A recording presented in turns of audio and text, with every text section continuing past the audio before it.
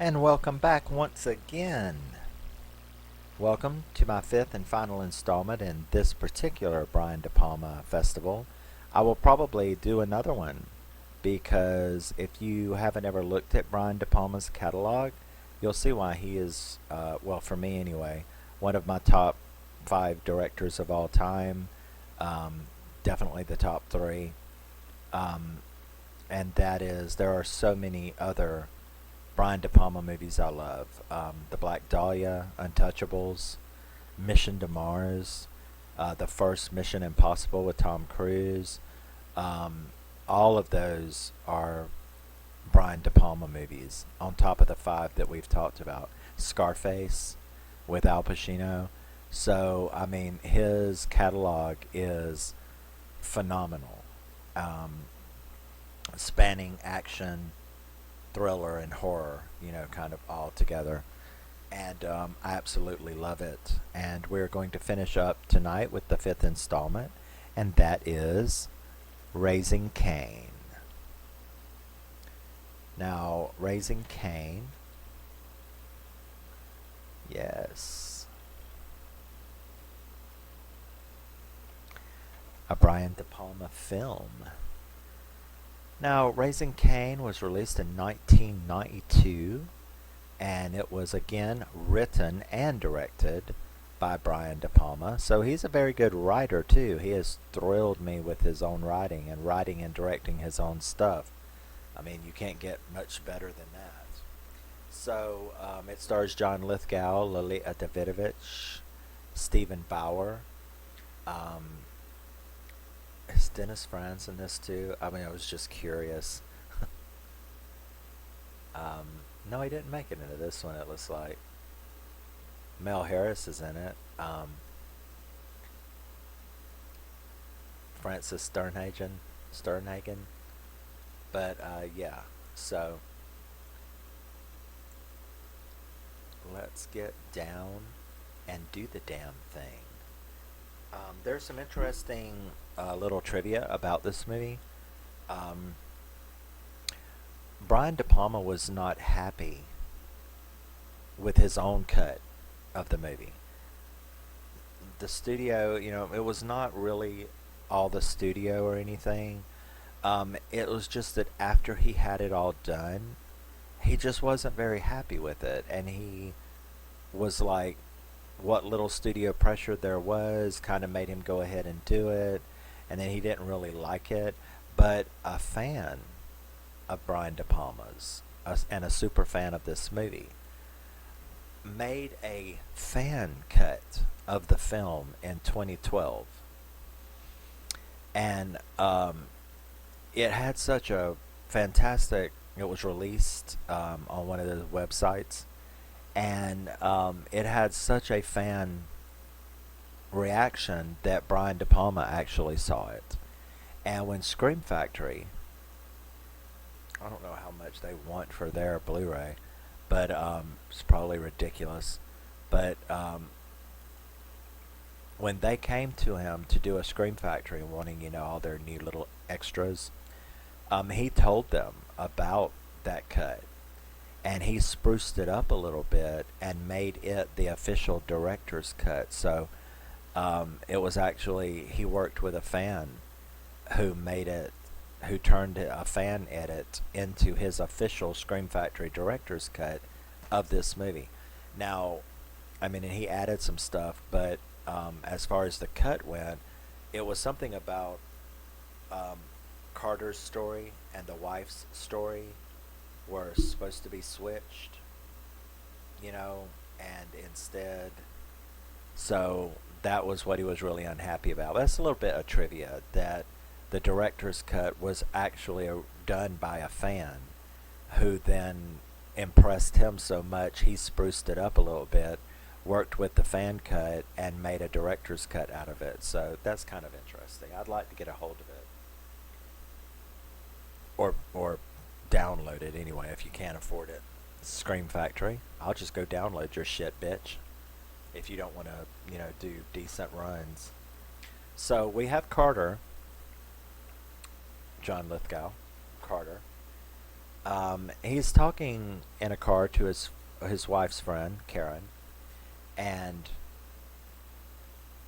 fucking moth. It's these lights that I use. They're like, "Ooh, pretty lights. So let's go disco."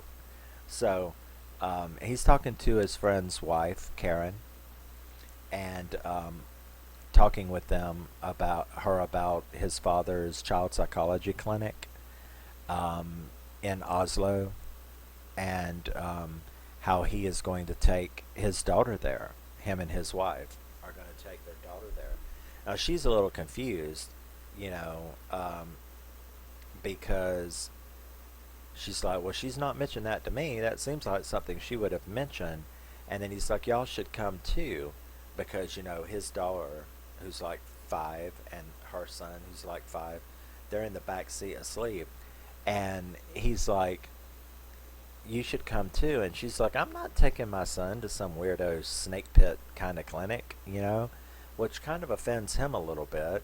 And he's like, they're monitored and all of that, and it's how we learn about child psychology. She kind of laughs it off, and he starts acting like he's coughing, and he ends up like blowing shit in her face, like brown baby powder or some shit. I don't know what he was doing. And he chloroforms her and attacks her. And like, you did not see that coming. You know what I mean? Because that's his wife's friend and stuff like that. So he actually attacks her and knocks her unconscious, and is sitting there. And these two guys come running down the street, and he's like, "Oh my God, I'm just to get caught."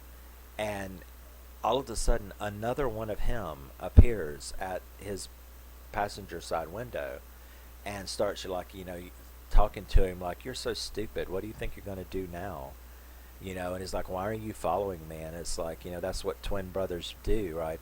So he's like, it's his twin brother, and because this is Carter and his twin brother is Cain. So you know he like tells him what to do to get out of the situation that he's in, because these two guys are coming jogging by the car, at and he does help him get out. It's like, kiss her, act like you're kissing her. So they do that, and the guys run on by, and then, if you want to come and sit and do this review with me, have a seat. But so he manages to get away with it. He takes the kid to his house, and Cain says that he's going to go dispose of the body and take the kid, to where he needs to go. So you're like, what the fuck is going on?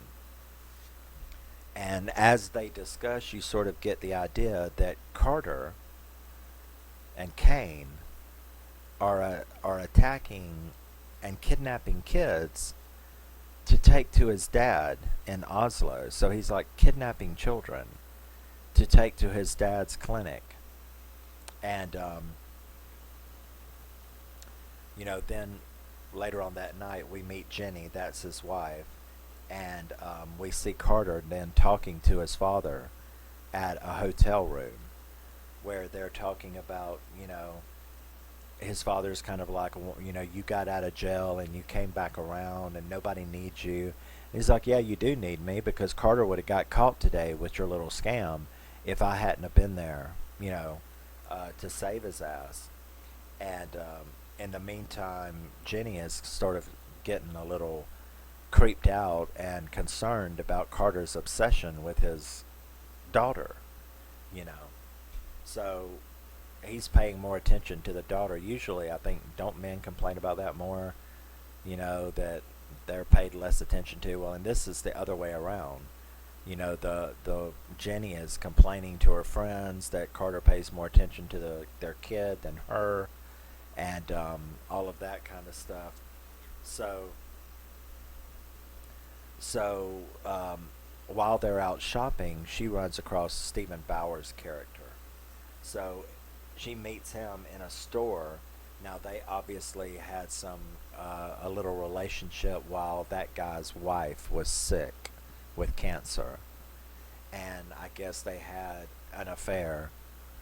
while she was sitting. So she's got a lot of guilt about their former, but she still likes him, and he's still in love with her. But I guess they both feel so ashamed about doing that that their meeting, ends up.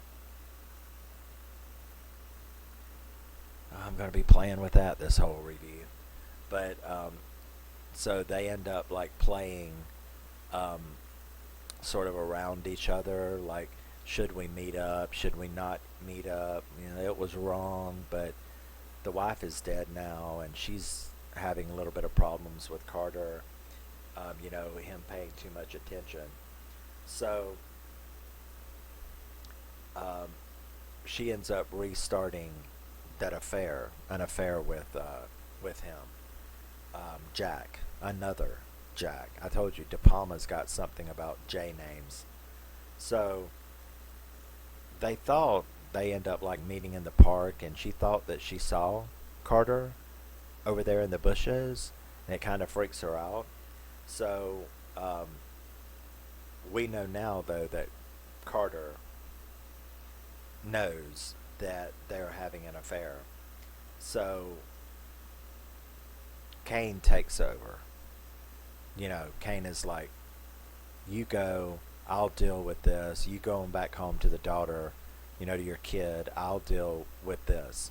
So he goes and kills um, a babysitter that Carter knows, and puts her body in Jack's car, and then goes and trades overcoats with him. That's what Jenny saw when she thought she saw Carter. It was really Cain who had went and killed and kidnapped another kid, and then came and traded coats with him because he had that girl's blood on his coat.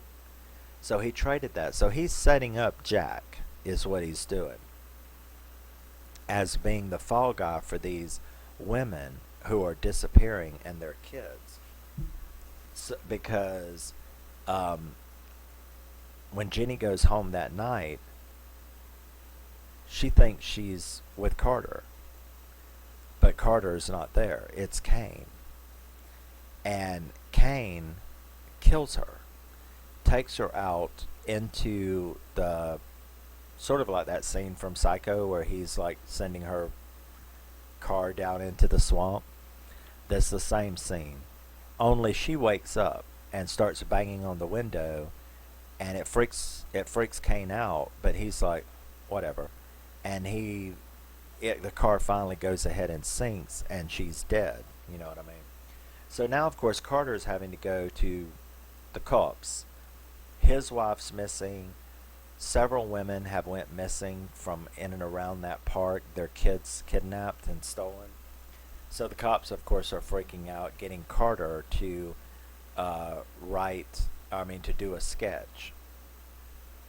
Now, he does a sketch all right that looks just like Jack, you know. And because of this little arrangement that they had to meet again at the park, Cain, or Carter, one or the other of them, was able to tell the cops that there was something going on in that park, that they had seen a strange man. Carter's like, I have seen a strange man. And then he did let them do a sketch of Jack. And that's how they end up confronting Jack, the cops do, at the park. So, while this was going on, while Carter's doing the sketch, there is an older, almost retired, semi-retired detective who, when he sees Carter and hears his name, is reminded about an old case 25 years ago. And that case was of Carter's dad, who had been arrested for kidnapping children. So when the detective tells, these other detectives about that, they're like, okay, And they're like, well, this is okay, admitting you should be retired and go home, and you're up here interfering in our case, but what you're saying is definitely interesting. And the detective is like, yeah, I know the doctor that worked with his dad. And so they call her in, but she's got cancer, and so she's wearing a wig and stuff. And so they bring in the doctor, and the doctor is telling them about this old case, how she wrote a book with him, she studied under him, um, and the book was about this person named Cain.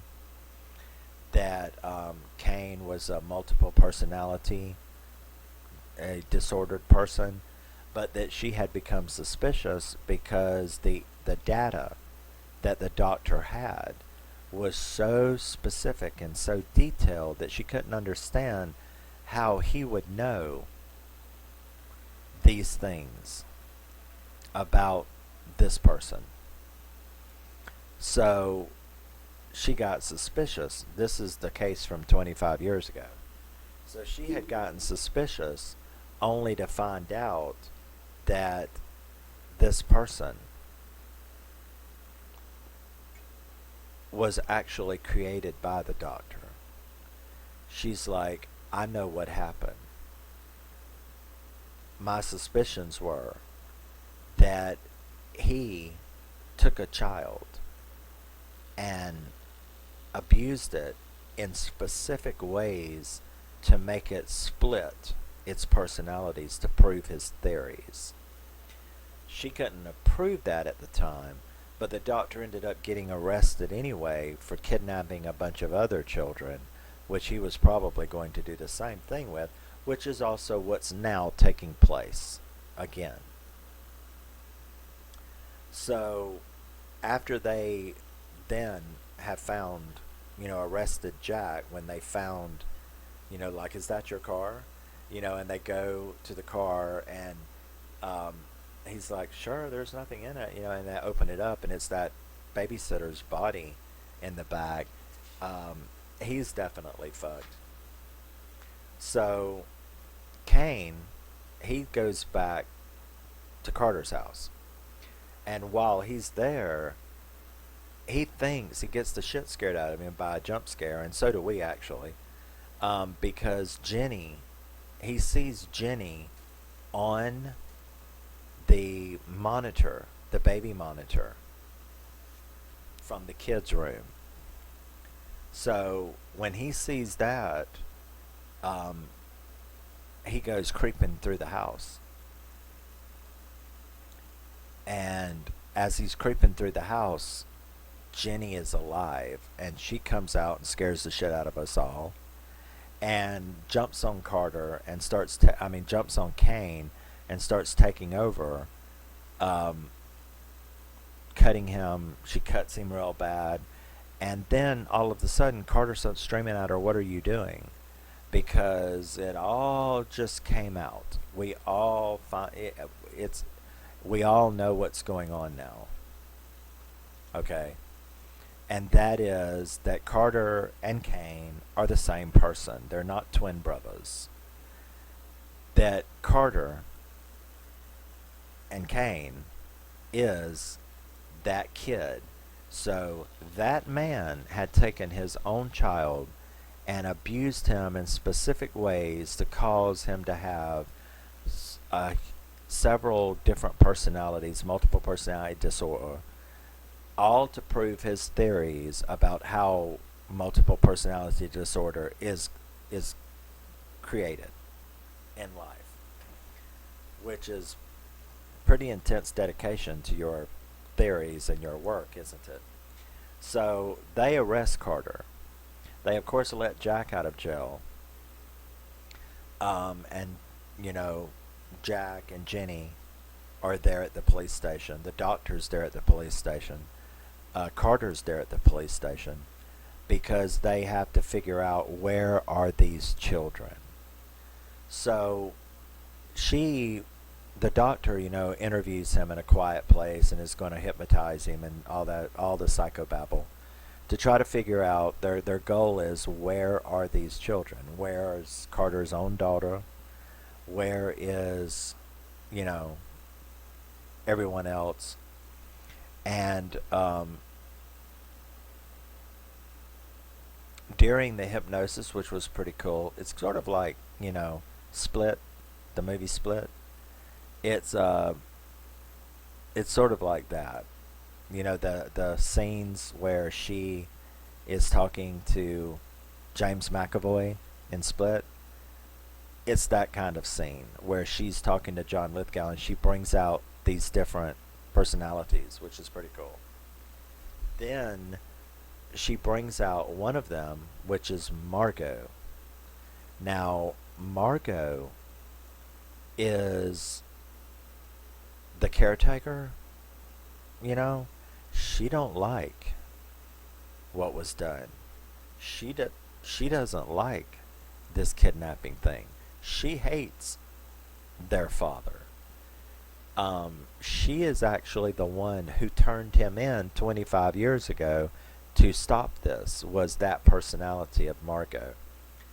Now, that's what Cain and Carter and the dad had all been worrying about this whole time, was if Margot finds out. They were all trying to keep Margot suppressed because Margot can't find out. Well, she brings out Margot. Well, Margot ain't about working with the police. She's got to take care of things on her own. So she it's like, do you know where the children are? And Margot's like, are you going to tell me? It's like, well, why won't you tell me? Tell me where they are. So she's like, at which point the doctor leans in. Margot knocks her ass out with a headbutt from hell. You know what I'm saying? It's like, clock down. She's gone. So she gets out of the cuffs, puts on her wig, and is gone. So Carter, Cain, Josh, Margot, the creature known as all of those, they all take off. They've escaped. So Jenny sees the doctor walking out and is like, hey, did you find out where the kids are? Down there. As she's walking out the door, did you find out where the kids are? And she won't speak. The doctor won't speak. Well, we know it's because it's them. And so she runs down there and follows her out the door, sees her get into a car and takes off after her, and follows her to a motel. So when she gets to the motel, she calls the cops, and it is like, I'm at this motel. This is where the doctor came from. And they're like, no, that's not the doctor. That's Carter. He's escaped. And so we have this really neat scene where Lolita Davidovich, Jenny, she goes up into the elevator. She's trying, and what's interesting is she goes up into the elevator with Margot standing next to her. She knows that's Carter. We know that it's Carter as Margot, that Margot's the controlling personality right now. So that's got to be a weird scene, because you're standing next to this. But what do? You're trying to find your daughter. You can't jump the gun here. So she's looking at down at Margot's feet, which is Carter and Cain and Josh and several other personalities. But right now she's Carter. Right now she's Margot. So she's going up the elevator with her, and the fucking elevator door's open, and it's the dad. Now, up till this time, I thought the dad was another personality, because the cops said the dad was dead, that he committed suicide. He topped himself and jumped into a lake or something, or off a waterfall or something, and disappeared. So he was presumed dead. No, he is actually real. So you have the real Dr. Nix. And he's got Jenny.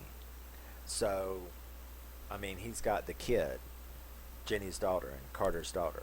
So you got Margot standing there, you got Jenny standing there, you got the dad, you know, the doctor, who has the little girl in his arms, and also he's like with a baby pram, you know, carrying another baby, and so they don't, you know, it's like, what the fuck?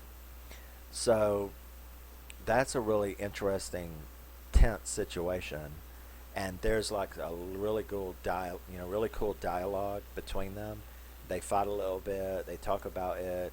She tries to talk him out of it, stuff like that. He threatens to throw the little girl off the balcony, um, and that's when Margot strikes. Margot strikes by stabbing him, like dead, deep stab, and he drops the little girl. But Jack, he jumps out of the car when he saw this going on up there. So he jumps out of the car and he runs over there, and he is just lucky enough to catch the little girl before she hits the ground. And of course, the doctor is now dead. That, you know, Carter's dad is now dead. But in all of the scuffle, right? In all of the scuffle, Margot just snuck her ass right back down and walked around the building and was gone. So she's really gone. And then the movie comes back to the park.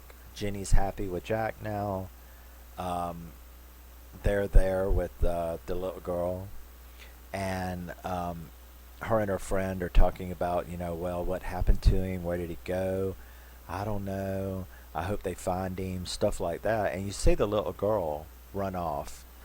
And when Jenny realized, which, you know, I mean, my kid would have never got out of my sight again. She wouldn't have had time to, like, run off, you know, somewhere. But, I mean, she noticed her pretty quickly, but still, you'd have never got more than 10 feet from me. But, so she goes running after her daughter, looking for her down the trails. And she finally finds her daughter. And the daughter turns around and looks up at her. She looks down at her daughter, and she, you know, bends down, or she's standing there, and she's like, what are you doing? You know, don't run off like that. And she's like, where's Daddy? You know, and she's like, oh, well, Daddy's not here right now, you know. And the little girl gives a look, like a strange look, which 2 seconds later you found out why. Because when Jenny bends down to pick her up, fucking Margot is standing behind her, in full drag. I mean, looks like a nice looking normal woman standing behind her. Nice wig, makeup, dressed all prim and proper. And so it's like Margot has taken over for good now or something. I don't know. But that was a shocking scene when she bent over to pick her up, and Margot was just looking down at the little girl and at Jenny like, oh, how sweet. And then Jenny stands back up, and the movie goes off, and you're like, well, shit. But you have to remember, I mean, Margot will kill a motherfucker if you get in her way, but she killed a bad person. And she turned in a bad person. So, I mean, you've got to analyze it at the end. You're like, well, Margot, the personality, Margot, killed, yeah, she killed the dad, her dad, that's true. But he was a very evil person. Look at what he'd done to him. And now he was trying to kidnap more kids to do the same thing to. Yeah, she had butted the doctor, but she didn't kill her. She just knocked the bitch out. Because she had to get out. Because she knew where the kids were. She had to go rescue the kids. So yeah, she knocked the doctor out. And then 25 years ago, she is the one who turned in, that got the dad arrested in the first place and saved all those kids that he had kidnapped. So, is Margot a danger? I don't think so. I don't think that personality is a danger. And it looks like she's taken over for good now. So, it's pretty cool. It's pretty cool. leaves you something to think about, you know. But I don't think she would have done anything. I think she would have kept watch over Jenny. And, well, I mean, Jenny's nothing to her really. Um, but the daughter is. You know, their daughter is. So I think that Margot probably wouldn't have any jealousy or stuff about Jack or Jenny. But I believe that she would just hang around as Margot and watch the little girl grow up and protect her. That's what I think it would end up being. Because she's never really done anything, she never really did anything differently in history or in this movie to make you think that she would now be a danger to them. Unless, of course, Jenny or Jack starts fucking with that little girl. Then I suppose she'll take him out, yeah. But yes, so that is 1992's Raising Cain, John Lithgow. Fantastic movie. Definitely a good 9, 10 out of 10, 9 out of 10, somewhere right around there. And yeah, thank you very much for joining my celebration and festival of one of my favorite directors of all time, and that is, you know, Brian De Palma. So yeah, I will see you in the next thing that I do. I think I want to do a battle royale festival. I want to explain the traditional definition of a battle royale movie. Might not be what you think. And I've already got 6 chosen that I want to do. My favorite 6, well, yeah, I guess my favorite. It's my 6 choices for the my 6 battle royale movies. It won't be the Hunger Games because I am a Hunger Games fanboy. We'll do that on their own. They'll have their own spotlight. So it will be my 6 best battle royale movies, not the Hunger Games. Well, only the first 2 Hunger Games are battle royale movies. Mockingjay is not a battle royale movie, but we'll talk about all of that. So yeah, that's the next project I want to work on, is a battle royale festival. And yeah, thank you for stopping by. Let me miss you. Bye. So glad that you took the time. Tell me what you think about Brian De Palma. If you like anything, Casualties of War, Scarface, Mission Impossible, any of these, The Fury. There's just so much. Go to International Movie Database, look up his catalog. You might be surprised at what you find is his work. But I'll see you in the next one. Take care. Bye.